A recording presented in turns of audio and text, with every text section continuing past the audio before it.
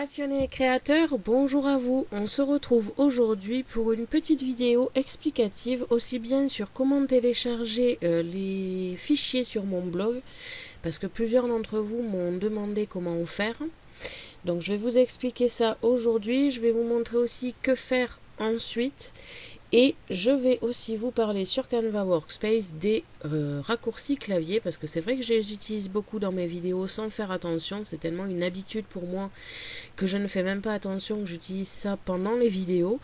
Donc je vais vous faire un petit peu un rapide coup d'œil sur comment faire et quels sont les raccourcis clavier. Je vais commencer par vous montrer comment télécharger les fichiers que je réalise sur Canva Workspace. Donc par exemple, ici le dernier en date, c'est le fantôme à suspendre. Donc je vais cliquer dessus. Vous avez mon article, la vidéo de mon article. Et à la suite, vous avez FCM Fantôme Spirale. Vous cliquez dessus. Et donc, quand vous allez cliquer dessus, vous avez plusieurs solutions. Soit vous avez déjà configuré votre Internet pour savoir où vont les fichiers téléchargés. Donc, pour cela, vous allez dans les paramètres et vous pouvez très bien marquer ici, toujours demander où sont les fichiers. Vous n'avez pas besoin si vous avez déjà un emplacement de prédéfini. Sur certains logiciels comme Firefox, on va vous demander si vous préférez l'ouvrir ou l'enregistrer. Là encore une fois, vous devez faire enregistrer. Car ouvrir un FCM directement sans, on va dire, passer par le programme, ouvrir depuis mon ordinateur, en fait ça ne vous prend pas en compte. J'ai beau essayer de le configurer, ça ne l'a jamais pris en compte. Donc vous devez vraiment enregistrer le fichier sur l'ordinateur, ce que je vais réaliser de suite. Donc voilà, ça me l'a téléchargé. Je vais maintenant me rendre sur le programme. Nous voilà devant le programme Canva Workspace. Je vais donc aller ouvrir mon fichier. Pour cela, je vais dans Fichier, Importer à partir de votre ordinateur. Je vais ici dans mes fichiers Scan and Cut et je retrouve le OB Fantôme Spirale que je viens de télécharger. Et quand je l'ouvre, j'ai ici mon fantôme en spirale. Je n'ai plus qu'à ensuite exporter le fichier en FCM, le mettre sur une clé USB. Alors, je précise que ça, c'est si vous voulez faire des modifications. Si vous voulez utiliser directement le fantôme spirale comme il est ici, sans faire une seule modification, vous mettez tout simplement le fichier téléchargé sur une clé USB ou par Wi-Fi. Dans tous les cas, vous pouvez le mettre directement sur la Scan and Cut. Ils sont faits pour ça. Maintenant, si vous voulez changer un petit peu les yeux, le sourire ou la forme du fantôme, vous l'importez comme je viens de vous montrer sur le programme. On va maintenant parler des raccourcis clavier que j'utilise couramment. Donc il y a plusieurs touches à savoir comme contrôle. Donc c'est le petit CTRL sur votre clavier à gauche en bas.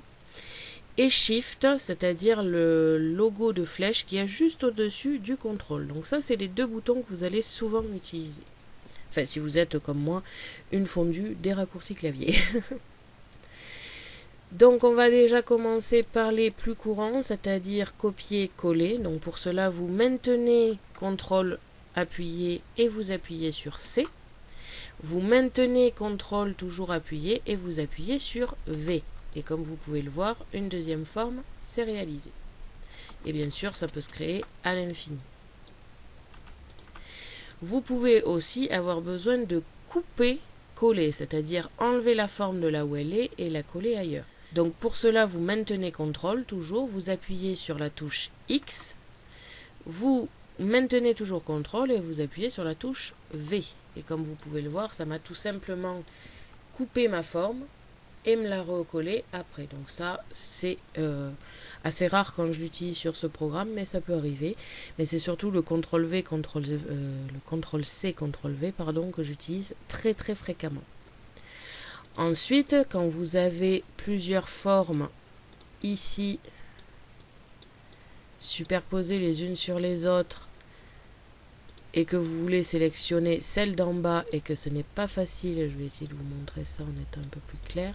Donc par exemple, ça peut arriver que certaines formes soient au-dessus d'une que vous voulez absolument sélectionner, mais il n'y a aucun moyen de le faire. Pour cela, vous allez dans Couche,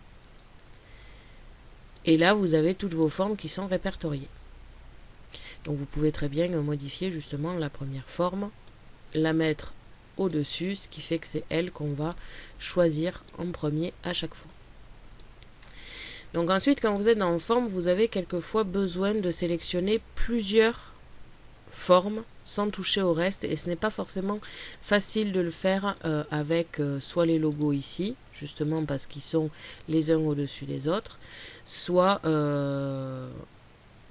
avec la sélection comme ceci, donc restez appuyé sur la souris pour sélectionner. Donc vous avez plusieurs solutions, soit ils sont accessibles et vous appuyez sur le premier, vous maintenez CTRL, vous appuyez sur le deuxième, vous maintenez toujours CTRL, vous appuyez sur le troisième et le quatrième.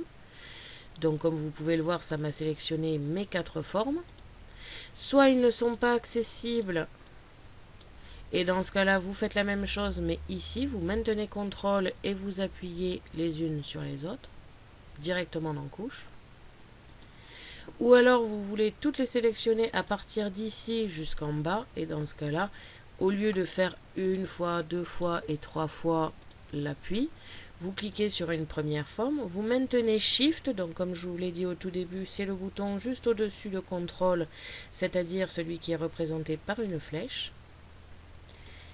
Et vous allez au dernier. Et comme vous pouvez le voir, du premier, j'appuie sur Shift au dernier, ça me sélectionne la totalité de mes formes, entre le premier et le dernier que j'ai choisi. Donc ça, ce sont vraiment les plus courants que j'utilise aussi bien en vidéo que tous les jours.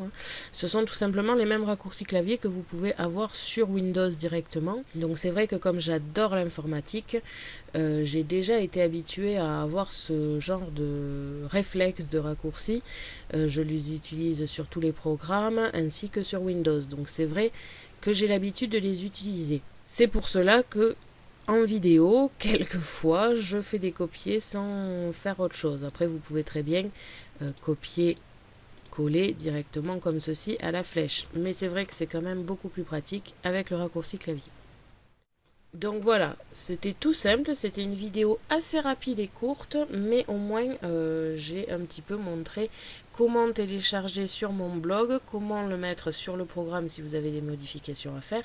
Je le répète une nouvelle fois, mais surtout si vous ne voulez pas faire de modifications et que le fichier vous convient directement, quand c'est des fichiers comme justement le Phantom Spiral, vous pouvez très bien ne pas avoir à faire de modifications dessus.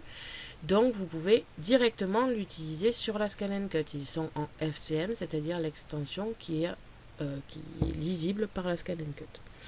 Après, il y a certains motifs, comme le menu d'Halloween, justement, en photo fort. Lui, j'avais prévu que vous marquiez votre menu. Donc pour cela, vous aurez besoin de faire la manœuvre que j'ai réalisée. Et surtout, n'oubliez pas que quand votre logiciel qui fait donc soit Firefox, Google Chrome ou ce genre-là, vous demande si vous voulez enregistrer ou ouvrir, vous faites toujours enregistrer. Vous l'enregistrez sur votre ordinateur et après vous faites vos modifications comme vous voulez. Donc voilà, et on a terminé ma petite explication. Merci à tous d'avoir regardé ma vidéo, n'hésitez pas à me poser des questions ainsi qu'à me dire en commentaire ce que vous avez pensé de cette vidéo explicative. Je vous invite à me suivre sur mon blog ainsi que mes réseaux sociaux que vous pouvez retrouver dans la description de la vidéo. Et n'oubliez pas que j'ai un lien en partenariat avec Megacrea qui se trouve aussi dans la description. À la prochaine pour de nouvelles créations.